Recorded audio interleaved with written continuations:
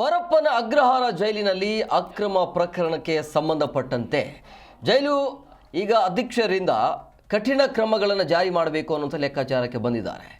IPS ಅಧಿಕಾರಿ Anshu Kumar monitoring ಮಾಡ್ತಾ ಇದ್ದಾರೆ. ಇನ್ಮೇಲೆ ಮೊಬೈಲ್ಗೆ ಕಡಿವಾಣ ಹಾಕೋದಕ್ಕೆ ಇದೆಲ್ಲವೂ ಕೂಡ ಪ್ರಯತ್ನ ನಡೀತಾ ಇದೆ. ಬಟ್ ಅದು ಆಗೋದೇ ಇಲ್ಲ. ಎಷ್ಟೇ ಪ್ರಯತ್ನ ಪಟ್ಟರೂ ಕೂಡ ಜೈಲಿನೊಳಗೆ ಮೊಬೈಲ್ ಪತ್ತೆ ಆಗ್ತಾನೇ ಇದ್ದಾವೆ.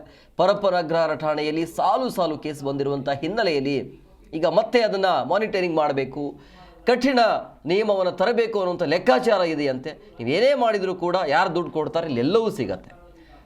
ಆದರೆ ಇದರಿಂದ ಎಫೆಕ್ಟ್ ಆಗೋದು ಯಾರಿಗೆ? ದರ್ಶನ್ಗೆ ಆಗುತ್ತೆ. ಯಾಕಂದರೆ ಕಣ್ಣಿರೋದು ದರ್ಶನ್ ಮೇಲೆ ಈಗ ಎಲ್ಲರದು.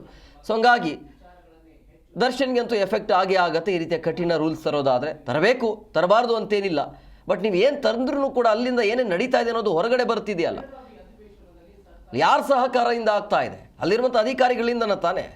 ಸೊ ಹಂಗಾಗಿ ನೀವು ಏನೇ ಕಠಿಣ ಕಾನೂನು ಕ್ರಮ ತೆಗೆದುಕೊಂಡ್ರೂ ಕೂಡ ಅದು ಗಾಳಿಗೆ ತೂರ್ತಾರೆ ಅದನ್ನು.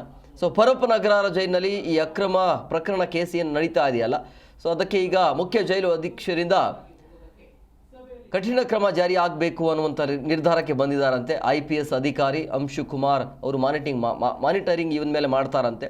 ಮೊಬೈಲ್ಗೆ ಕಡಿವಾಣ ಹಾಕೋದಕ್ಕೆ ಬೇರೆ ರೀತಿಯ ನಿಯಮಗಳನ್ನು ತರುವಂಥ ಸಾಧ್ಯತೆ ಇರುತ್ತೆ.